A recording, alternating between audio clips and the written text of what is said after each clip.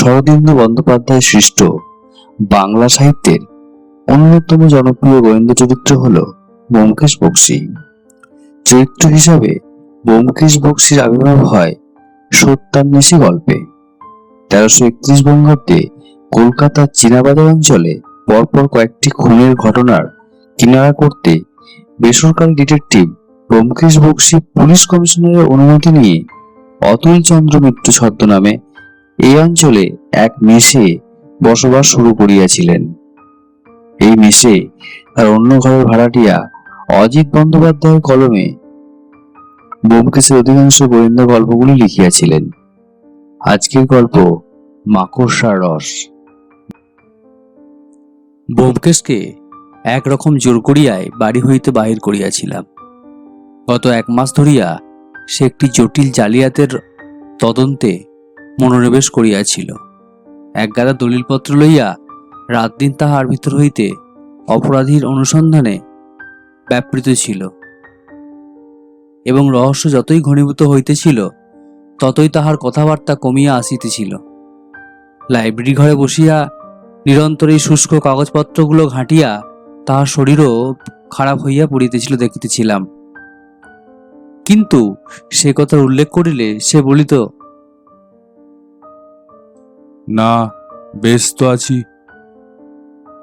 সেদিন বৈকালে বলিলাম, আর তোমার কথা শোনা হবে না, চল একটু বেরিয়ে আসা যাক।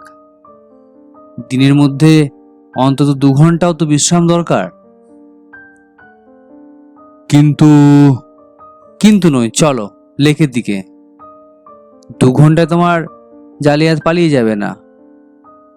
চলো। কাগজপত্র সরাইয়া রাখিয়া সে বাহির হইল বটে, কিন্তু তাহার মনটা সেই অজ্ঞাত জালিয়াতে পিছু ছাড়ে নাই। বুঝিতে কষ্ট হইল না। লেকের ধারে বেড়াইতে বেড়াইতে হঠাৎ একজন পুরাতন কলেজ বন্ধুর সঙ্গে দেখা হইয়া গেল। অনেকদিন তাহাকে দেখি নাই। এ ক্লাসে দুজনে একসঙ্গে পড়িয়াছিলাম। তারপর সে মেডিকেল কলেজে প্রবেশ করে, সে অবধি ছাড়াছাড়ি। আমি তাহাকে দেখিয়া বলিলাম, আরে মোহন যে, তুমি কোত্থেকে? সে আমাকে দেখিয়া সহর্ষে বলিল, অজিত, তাই তো হে, কতদিন পরে দেখা। তারপর খবর কি? কিছুক্ষণ পরস্পরের পিঠ চাপড়াচাপড়ির পর ব্যোমকেশের সহিত পরিচয় করিয়া দিলাম। মোহন বলিল, আপনি? বড় খুশি হলুম। মাঝে মাঝে সন্দেহ হতো বটে, আপনার কীর্তি প্রচারক অজিত বন্দ্যোপাধ্যায় হয়তো আমাদের বাল্যবন্ধু অজিত, কিন্তু বিশ্বাস হতো না। জিজ্ঞাসা করিলাম, তুমি আজকাল কি করছো? মোহন বলিল, কলকাতাতেই প্র্যাকটিস করছি। তারপর বেড়াইতে বেড়াইতে নানা কথায় ঘণ্টাখানেক কাটিয়া গেল। লক্ষ্য করিলাম, সাধারণ কথাবার্তার মধ্যে মোহন 2-1 বার কি একটা বলবার জন্য মুখ খুলিয়া আবার থামিয়া গেল। ব্যোমকেশও তাহাকে লক্ষ্য করিয়াছিল, তাই একসময় অল্প হাসিয়া বলিল, কি বলবেন বলুন না। মোহন একটু লজ্জিত হইয়া বলিল, একটা কথা বলি বলি করেও বলতে সংকোচ হচ্ছে। ব্যাপারটা এত তুচ্ছ যে সে নিয়ে আপনাকে বিব্রত করা অন্যায়। অথচ আমি বলিলাম, তা হোক, বলো। আর কিছু না হোক, ব্যোমকেশের কিছুক্ষণের জন্য জালিয়াতের হাত থেকে নিষ্কৃতি দেওয়া তো হবে। জালিয়াত? আমি বুঝিয়া দিলাম। তখন মোহন বলিল, ও, কিন্তু আমার কথা শুনে হয়তো ব্যোমকেশ বাবু হাসবেন। ব্যোমকেশ বলিল, হাসির কথা হলে নিশ্চয়ই হাসবো, কিন্তু আপনার ভাব দেখে তো তা মনে হচ্ছে না। বরঞ্চ মনে হচ্ছে একটা কোনো সমস্যা কিছুদিন থেকে আপনাকে ভাবিত করে রেখেছে। আপনি তারই উত্তর খুঁজছেন। মোহন সাগ্রহে কহিল, আপনি ঠিকই ধরেছেন। জিনিসটা হয়তো খুবই সহজ, কিন্তু আমার পক্ষে একটা দুর্ভেদ্য প্রহেলিকা হয়ে দাঁড়িয়েছে। আমি নেহাত বোকা নই, সাধারণ সহজ বুদ্ধি আছে বলেই মনে করি। অথচ একজন রোগে পঙ্গু চলৎশক্তিরহিত লোক আমাকে প্রত্যহ এমনভাবে ঠকাচ্ছে যে শুনলে আশ্চর্য হয়ে যাবেন। শুধু আমাকে নয়, তার সমস্ত পরিবারের তীক্ষ্ণ সতর্কতা সে প্রতি মুহূর্তে ব্যর্থ করে দিচ্ছে। কথা কহিতে কহিতে আমরা একটা বেঞ্চিতে আসিয়া বসিয়াছিলাম। মোহন বলিল, যতদূর সম্ভব সংক্ষেপে ব্যাপারটা বলছি শুনুন। কোনো একটা বড় মানুষের বাড়িতে আমি গৃহ চিকিৎসক। তারা বনেদি বড় মানুষ, কলকাতায় বন কেটে বাস। অন্যান্য বিষয় সম্পত্তি ছাড়াও কলকাতায় একটা বাজার আছে, তা থেকে মাসিক 1015 টাকা আয়। সুতরাং আর্থিক অবস্থা কিরকম বুঝতেই পারছেন। এই বাড়ির যিনি কর্তা তার নাম নন্দদুলাল বাবু। ইনি বলতে গেলে ও বাড়িতে আমার একমাত্র রোগী। বয়সকালে ইনি এত বেশি বদখেয়ালি করেছিলেন যে 50 বছর বয়স হতে না হতেই শরীর একবারে ভেঙে পড়েছে। বাতে পঙ্গু, আরও কত রকম ব্যাধি যে তার শরীরকে আশ্রয় করে আছে তা গুণে শেষ করা যাবে না। তাছাড়া পক্ষঘাতের লক্ষণও ক্রমে দেখা দিচ্ছে। আমাদের ডাক্তারি শাস্ত্রে একটা কথা আছে, মানুষের মৃত্যুতে বিস্মিত হওয়ার কিছু নেই। মানুষে যে বেঁচে থাকে এইটাই সবচেয়ে আশ্চর্যের বিষয়। আমার এই রুগীটিকে দেখলে সে কথাই সর্বাগ্যে মনে পড়ে। এই নন্দদুলাল বাবুর চরিত্র আপনাকে কি করে বোঝাবো ভেবে পাচ্ছি না।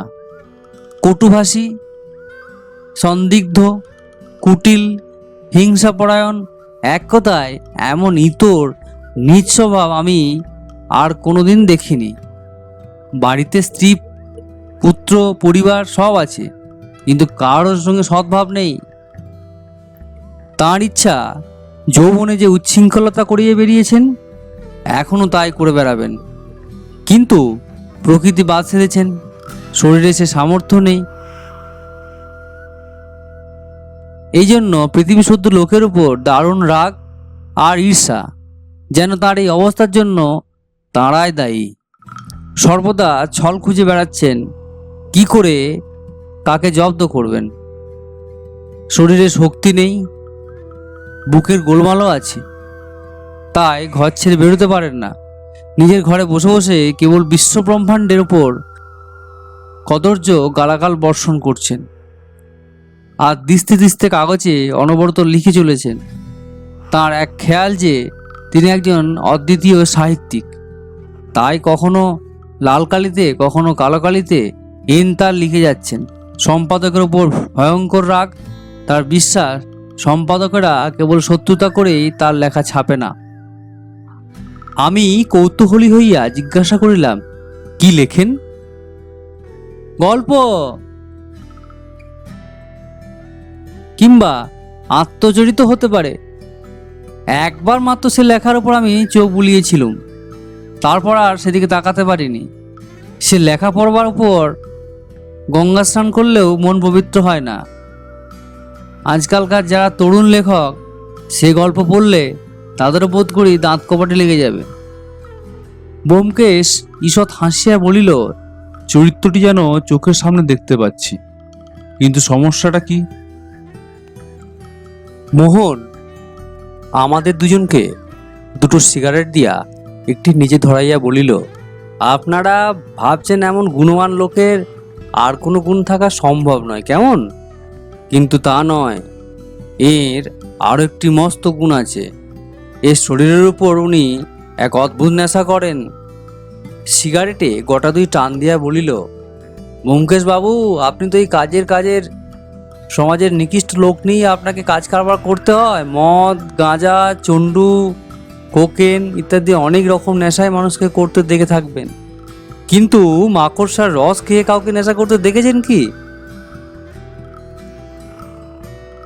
আমি আতকাইয়া উঠিয়া বলিলাম, মাকড়সার রস সে আবার কি? মোহন বলিল, এক জাতীয় মাকড়সার রস আছে যার শরীর থেকে এই বীভৎস বিষাক্ত রস পিষে বের করে নেওয়া হয়। ব্যোমকেশ কতকটা আত্মগতভাবে বলিল, ট্যারেন্টুলা ড্যান্স। স্পেনে আগে ছিল, এই মাকড়সার কামড় খেয়ে লোকে হরদম নাচত। দারুণ বিষ, বইয়ে পড়েছি বটে, কিন্তু এদেশে কাউকে ব্যবহার করতে দেখিনি। মোহন বলিল, ঠিক বলেছেন ট্যারেন্টুলা। সাউথ আমেরিকার স্প্যানিশ সংকর জাতির মধ্যে এই নেশার খুব বেশি চলন আছে। এই ট্যারেন্টুলার রস একটা তীব্র বিষ, কিন্তু খুব মাত্রায় ব্যবহার করলে শরীরের স্নায়ুমণ্ডলে একটা প্রবল উত্তেজনা সৃষ্টি করে। বুঝতেই পারছেন, স্বভাবের দোষে স্নায়বিক উত্তেজনা না হলে যারা থাকতে পারেন না, তাদের পক্ষে এই মাকড়সার রস কীরকম লোভনীয় বস্তু। কিন্তু নিয়মিত ব্যবহার করলে এর ফল সাংঘাতিক হয়ে দাঁড়ায়। অস্বাভাবিক পক্ষাঘাতে মৃত্যু অনিবার্য। আমাদের নন্দলালবাবু বোধ হয় যৌবনকালে এই চমৎকার নেশাটি ধরিয়াছিলেন। তারপর শরীর যখন অকর্মণ্য হয়ে পড়ল, তখন নেশা ছাড়তে পারলেন না। আমি যখন গৃহ চিকিৎসক হিসাবে ওদের বাড়িতে ঢুকলুম, তখন উনি প্রকাশ্যে ওই নেশা চালাচ্ছেন। সে আজ বছর খানেকের কথা। আমি প্রথমেই ওটা বন্ধ করে দিলুম। বললুম, যদি বাঁচতে চান তাহলে ওটা ছাড়তে হবে। এই নিয়ে খুব খানিকটা ধস্তাধস্তি হলো। তিনিও খাবেনি, আমিও খেতে দেব না। শেষে আমি বললুম, আপনার বাড়িতে ও জিনিস ঢুকতে দেব না, দেখি আপনি কি করে খান।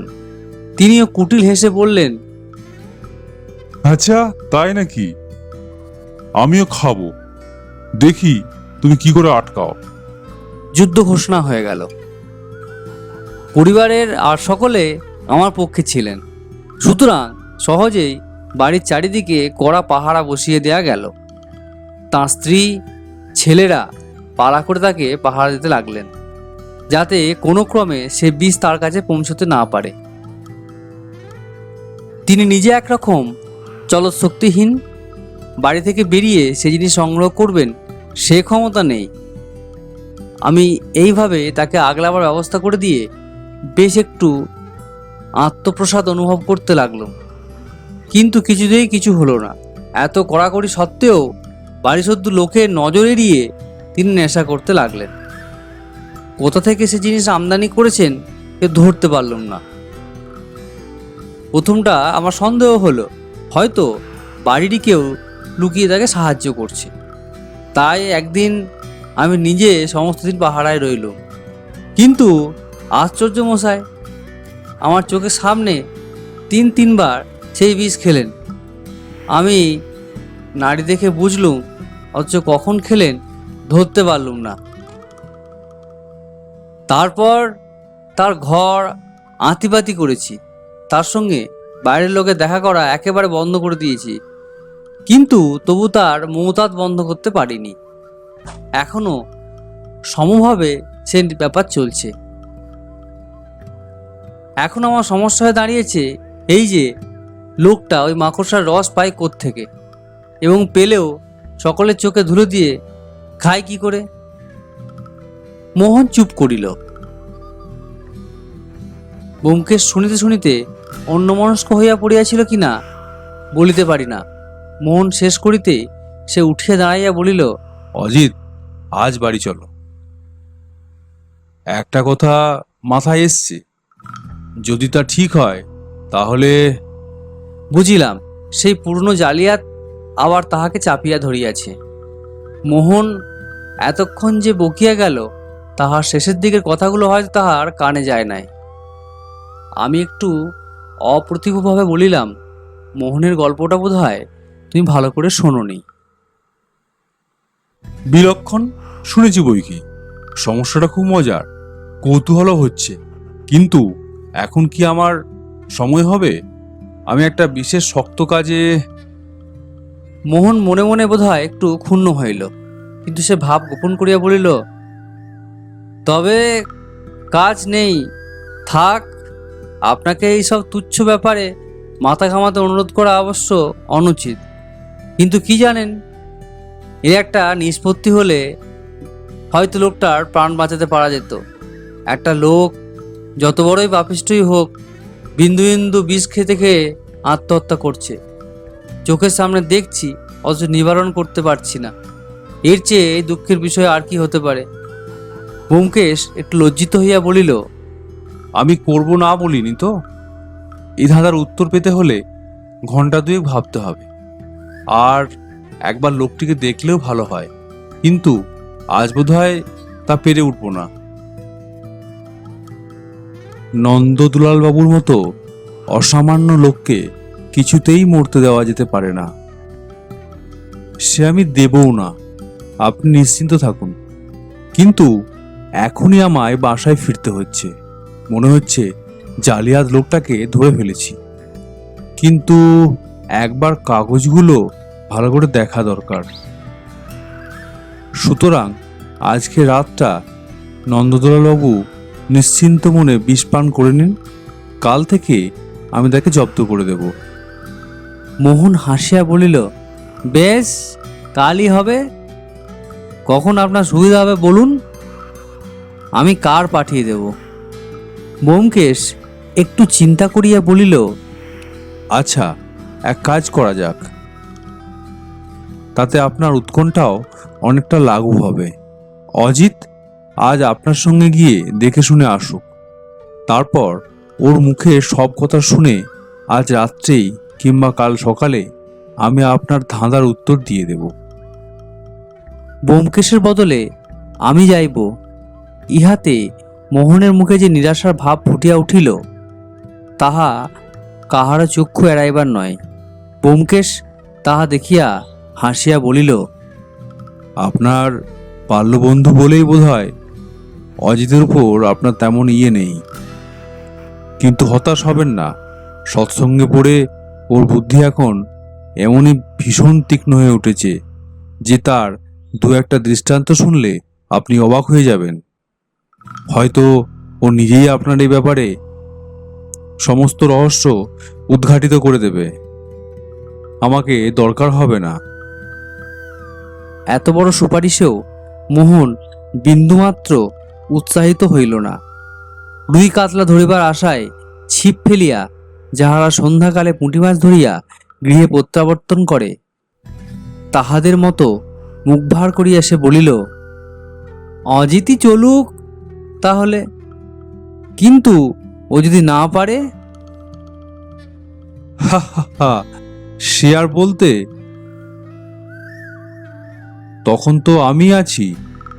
ব্যোমকেশ আমাকে আড়ালে ডাকিয়া বলিল, সব জিনিস ভালো করে লক্ষ্য করো, আর চিঠিপত্র কি আসে খোঁজ নিও। এই বলিয়া সে প্রস্থান করিল।